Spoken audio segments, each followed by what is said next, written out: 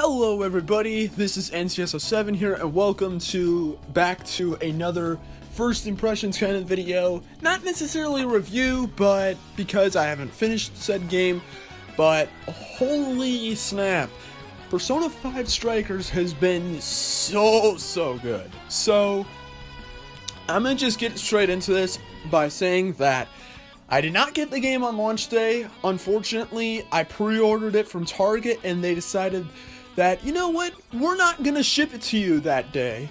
Which was actually fine, because that was actually the day I got my PS5, so I at least got some time to play on that.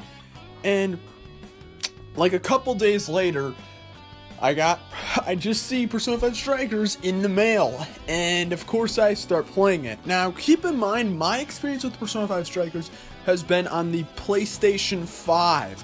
Not the PlayStation 4, not Steam, not the Switch. PlayStation 5. I'm playing the PS4 version on the PS5. For clarification. So, some things may be different for you than it is for me, though probably not much. So, the first thing I want to talk about right now is how this game looks. It looks so good. I mean, there's honestly really not much else to say other than look at the footage on screen right now. It's beautiful. Seriously, this game is beautiful. And also 60 FPS. Now, I believe Royal in the original Persona 5 were only at 30 FPS, so having it at 60 FPS is so beautiful. Now, I don't know if this is actually the case on PS4. It might be, but I'm not 100% sure. But on PS5, it keeps it as a very solid 60 FPS and 1080p. It just looks absolutely beautiful. Oh my god, it's so good looking. It's such a pleasure to look at this game. And it's not even just the visuals, but it's also just how much is going on. Since it's a Warriors game, there's so many enemies on screen, and it's just so good, which I guess I may as well get into the gameplay now. Oh my god, the gameplay is so good. And I mean, I kind of already knew this because I did play the Japanese demo of Persona 5 Strikers when it first came out in February of 2020. So I have played the Japanese demo of the game, the Switch version in particular, and I could tell the gameplay was really solid. It's like other Warriors games, but the main difference with this one is that they add some elements of that of Persona in there. Well, specifically the fact that you can use a Persona. Essentially by holding down R or R1, I believe it is, you can use your Persona and you can use its abilities. You can do the whole fusion stuff. You can collect masks, which you can then use in the Velvet Room. The typical Persona stuff. It's basically your everyday Warriors game with a little bit of Persona in there. Because it's really not that different from other games I've played, which aren't that many. But I will say, the gameplay is really solid, and the game basically has you going through jails, essentially going to the end of a jail, then going into the main area, then maybe fighting a side boss, and then infiltrating and going straight for the core to fight a boss.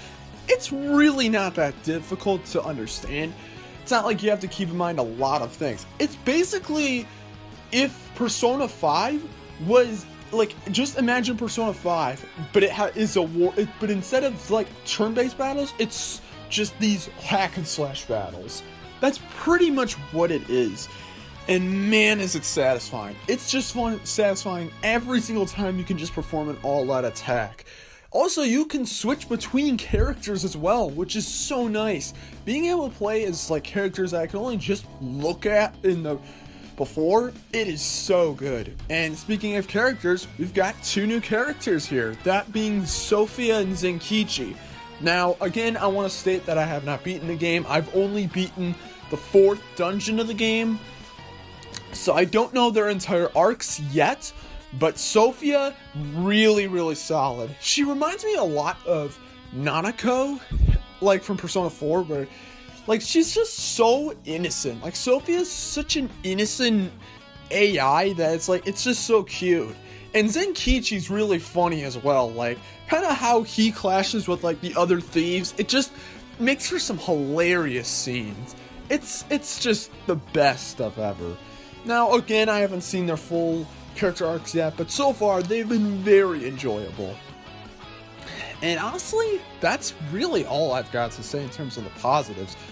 But in terms of negatives, the only real negative I would say, and this is kind of a nitpicky sort of thing, but it is something I noticed, specifically earlier in the game, in the first arc of the game, specifically the fact that some character voice lines were noticeably quieter than usual. Like, voice lines would be like let's say like there's a cutscene and like Ann's talking at like a normal volume, and then Morgana says something at a normal volume, and then like out of nowhere then like Ryuji will say something, but for some reason the audio for his like dialogue is like noticeably quieter than that of like Ann and Morgana's. I don't know why that is. I kind of do know why it is. I know that COVID-19 did impact the localization of the game, but even so, I wish they kind of ironed this out. Now, again, like I said before, this is only really noticeable in the first arc for me personally. It might happen more after the 4th dungeon. I'm not sure. I haven't seen that stuff yet. But it's a little error that it's not a big deal at all. It's not a big deal at all. It's just something I noticed, and kind of a bit of an inconsistency that would have been nice if they kind of patched that out. Maybe they will eventually, but I kind of doubt it, honestly. In fact, they probably won't, to be fully honest. But that's not a very big deal because it's not really that common, and it's also like in the earliest part of the game, which is probably like the lamest part of the game, if I'm gonna be honest. But that's saying something, because that means the game is amazing. If I'm saying the first part of the game, which is actually pretty good, is probably the lamest part thus far. It's still seriously good though. But that's pretty much all I have to say for this video. Overall, Strikers has been great. And again, I don't want to talk too much about it because again, I want to make a review out of the game. Hopefully the review can come out sometime later this March. If not, then maybe early April, but I think it should probably happen by the end of March, because I should hopefully beat this game sometime within this week. I'm not entirely sure of how long it is, but I'm definitely very excited to check out more. So that's pretty much all I have to say. Overall, I'm really into it. I don't know if it's gonna be, I don't know if it's better than Persona 5 Royal yet, but I'll save that for the review. But anyways, that's pretty much all I have to say. Thank you guys for watching. Let me know if you guys have Strikers yet, and if you guys have just been addicted to it. And man, I got other PS5 games I gotta play, like seriously. But it's fine. It's a good stress to have too many games to play. But anyways, that's it for this video. I'll stop with the bullcrap. Thanks for watching. Please like and subscribe if this is your first time watching. If you want to see more Persona content on the channel, then please, well, hit the like button and subscribe. It's very appreciated. And with that being said, this is N7 signing out. Peace!